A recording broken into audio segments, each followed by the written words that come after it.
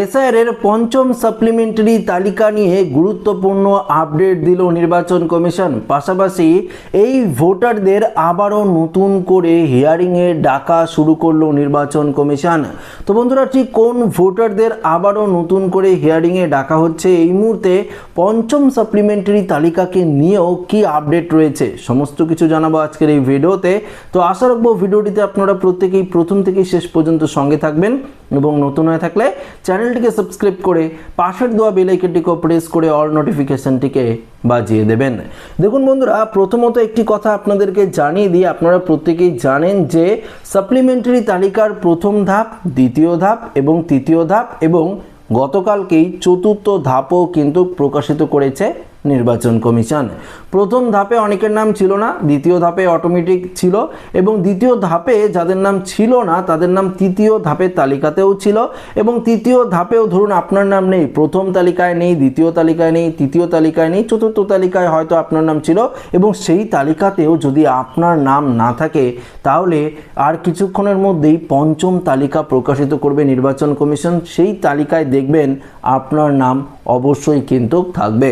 যদি এই তালিকাতেও আপনার নাম না থাকে তাহলে আগামীকালকে অবশ্যই ষষ্ঠ তালিকা প্রকাশিত করা হবে, 6 নম্বর তালিকা, সেই তালিকাতে অবশ্যই চেক করবেন, আপনার নাম কিন্তু খুঁজে পাবেন।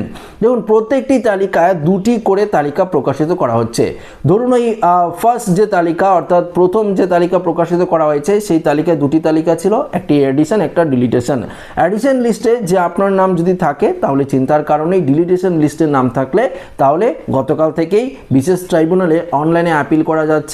আপনারা যদি অনলাইনে অ্যাপিল না করে থাকেন অবশ্যই কিন্তু করে নেবেন, কেননা অনলাইনে কিভাবে অ্যাপিল করবেন, অফলাইনে আপনাদের কিভাবে অ্যাপিল করতে হবে সে নিয়ে গতকালকে ভিডিও দিয়েছি, তাই আজকে আর বলছি না। দেখুন, আরেকটি গুরুত্বপূর্ণ বিষয় আপনাদেরকে জানিয়ে দিই, ইতিমধ্যেই আপডেট আমরা পেয়েছি, সেখানে বলে দিয়েছে 40 লক্ষেরও ওপরে কিন্তু ভোটারদের নাম নিষ্পত্তি করেছে জুডিশিয়াল অফিসাররা। তার মধ্যে গতকালের আপডেট অনুযায়ী 18 লক্ষ ভোটারের নাম বাতিল, তার মধ্যে আরও কিন্তু কিছু বাড়বে, আরও বাড়ার সম্ভাবনা রয়েছে। এই সংখ্যাটা কিন্তু 24 বা 25 লক্ষের কাছাকাছি পৌঁছে যেতে পারে, এমনটাই কিন্তু আমরা আপডেট পেয়েছি। তবে দেখুন, সবথেকে গুরুত্বপূর্ণ বিষয় হলো অনেক ভোটারদের নাম কিন্তু ডিলিটেশন তালিকায় রয়েছে।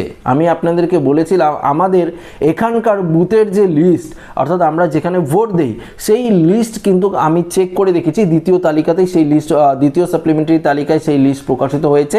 সেই লিস্টে আমি পরিষ্কারভাবে দেখতে পেরেছি যে অ্যাডিশন বলে যে অপশনটি রয়েছে সেই অ্যাডিশন লিস্টে মাত্র 21 জনের নাম কিন্তু ছিল, অর্থাৎ 21 জনের নাম আন্ডার অ্যাডজুডিকেশন থেকে বৈধ ভোটার হিসাবে স্বীকৃতি পেল। আর 35 জনের নাম ডিলিটেশন তালিকায় কিন্তু রয়েছে, তারা কিন্তু বাতিলের লিস্টে রয়েছে এবং তারা কি করেছে, তারা বিশেষ ট্রাইব্যুনালে কিন্তু আবেদন করেছে।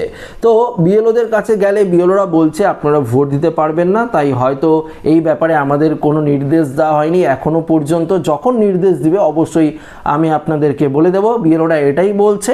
তো আপনারা যদি অনলাইনে অ্যাপিল করতে চান বিশেষ ট্রাইব্যুনালে তাহলে কিন্তু আপনারা অনলাইনে অ্যাপিল করতে পারেন, সেই প্রসেস কিন্তু শুরু হয়েছে। অফলাইনে আপনাদের ডিএম অফিস গিয়ে অবশ্যই কিন্তু অ্যাপিল করতে হবে, উপযুক্ত ডকুমেন্টসগুলো কিন্তু আপনাদের নিয়ে যেতে হবে। তো আগেই আপনারা 6 নম্বর ফর্ম ফিল আপ করে নতুন করে আবেদন করবেন না, এই অ্যাপিল অপশনটা যেহেতু রয়েছে, অ্যাপিল অপশনের মাধ্যমে যদি আপনারা অ্যাপিল করেন তাহলে বিষয়টা কি হবে, প্রাক্তন আবারও হাইকোর্টের যে প্রাক্তন বিচারকরা রয়েছে তারা আপনাদের সমস্ত কিছু খুঁটিয়ে দেখবে এবং কয়েকদিনের মধ্যেই সম্ভবত খুঁটিয়ে দেখে আরেকটি লিস্টের মাধ্যমে আপনার নাম বেরিয়ে যাবে এবং আপনারা সামনের ভোট যে 23 তারিখ বা 29 তারিখ রয়েছে এপ্রিলের, সেটা কিন্তু অবশ্যই আপনারা দিতে পারবেন। তো বিষয়টা আপনাদেরকে বুঝিয়ে দিলাম। এবার আসছি বিশেষ কিছু ভোটারদের আবারও হিয়ারিংয়ে কিন্তু ডাকা হচ্ছে। এবার প্রশ্ন হতেই পারে যে কাদের হিয়ারিংয়ে ডাকা হচ্ছে। দেখুন, 28 ফেব্রুয়ারি যে চূড়ান্ত তালিকা প্রকাশিত হয়েছিল এসআইআর এর, মনে আছে আপনাদের, সেই তালিকায় অনেক ভোটারের নাম, লক্ষ লক্ষ ভোটারের নাম ডিলিট হয়েছে, তাদের নাম ডিলিটেশন তালিকায় কিন্তু রয়েছে। সেই সমস্ত ভোটাররা আবারও কিন্তু ডিএম অফিস বা এসডিও অফিসে গিয়ে তারা কিন্তু অ্যাপিল করেছিল বা আবেদন করেছিল। সেই আবেদনের ভিত্তিতে তাদের কিন্তু হিয়ারিংয়ে ডাকার যে প্রসেস সেটা কিন্তু শুরু হয়েছে এবং তাদের হিয়ারিং যদি কমপ্লিট হয়ে যায় এবং তারা যদি লিস্টে নাম উঠে যায় তাহলে কিন্তু তারা এই যে সামনের ভোট রয়েছে সেই ভোট কিন্তু দিতে পারবে। দেখুন, সবথেকে আশ্চর্যজনক ব্যাপার আমাদের এই এরিয়াতেই হয়েছে, ঘটনাটি ঘটেছে, আপনাদেরকে একটু জানিয়ে দিই। আমার মনে হলো যে আপনাদের আপনাদেরকে জানিয়ে দিই, তাহলে হয়তো আপনাদের এরকম এখানেও এরকম কোনো ঘটনা ঘটতে পারে। দেখুন, আমাদের এখানে একটি ঘটনা ঘটেছে যেখানে একটি ছেলের তার বাবার নাম মার নাম 2002 সালে তালিকায় ছিল এবং তার বাবার নাম মার নাম এই চূড়ান্ত তালিকায় আছে, কিন্তু তার নাম ডিলিট হয়েছে এবং তার যে নাম সম্পূর্ণভাবে ডিলিট হয়েছে 28 ফেব্রুয়ারি চূড়ান্ত তালিকায়, সে কিন্তু অ্যাপিল করেছে ডিএম অফিসে গিয়ে আলিপুরদুয়ারে এবং তার যে হিয়ারিং প্রসেস সেটাও কিন্তু হয়েছে। তো বন্ধুরা, তাই আপনাদেরকে বলছি, যদি আপনার নাম 28 তারিখে বাতিল হয়ে থাকে, 28 ফেব্রুয়ারি যে চূড়ান্ত লিস্ট দিয়েছিল সেই তালিকায় বাতিল হয়ে থেকে আপনারা যদি অ্যাপিল করে থাকেন এবং আপনাদের যদি ডাকা হয় হিয়ারিংয়ে, অবশ্যই আপনারা যাবেন। যদি সেই প্রসেসটিও যদি আপনারা না করেন, যদি ফেল হয়ে যায়, তাহলে কিন্তু আপনাদের পুনরায় কিন্তু নতুন করে 6 নম্বর ফর্ম ফিল আপ করে আবেদন করতে হবে। তখনও কিন্তু আপনাদের আবারও হিয়ারিংয়ে যেতে হবে, অনেক প্রসেসের মাধ্যমে গিয়ে তারপরেই কিন্তু ভোটার লিস্টে আপনার নাম উঠবে। কিন্তু আপনারা এই যে আসন্ন বিধানসভা নির্বাচন রয়েছে সেই ভোট কিন্তু আর দিতে পারবেন না। পরবর্তী যে ভোটগুলো সেগুলো অবশ্যই দিতে পারবেন যদি ভোটার লিস্টে আপনার নাম ওঠে এবং আপনি বৈধ বলে বিবেচিত হন। তো বিষয়টা আপনারা বুঝলেন। আর কয়েকদিনের মধ্যেই 6ই এপ্রিলের মধ্যে এই সমস্ত সাপ্লিমেন্টারি তালিকা প্রকাশিত করা হয়ে যাবে এবং সমস্ত কিছু প্রসেস শেষ হয়ে যাবে, কেননা 6 তারিখে লাস্ট মনোনয়নপত্র জমা নেওয়া। তার মধ্যেই কিন্তু নির্বাচন কমিশন চাইছে এই সাপ্লিমেন্টারি তালিকা সম্পূর্ণরূপে প্রকাশ করা হোক এবং যে সমস্ত ভোটাররা বাতিল হয়েছে তারা আবার ট্রাইব্যুনালে আবেদন করুক, তারা দেখুক ভেরিফিকেশন করে যে আবার তাদের নাম ওঠে কি ওঠে না। যদি না ওঠে সেক্ষেত্রে কিন্তু তারা এই সামনের যে ভোট রয়েছে সেই ভোট কিন্তু দিতে পারবে না।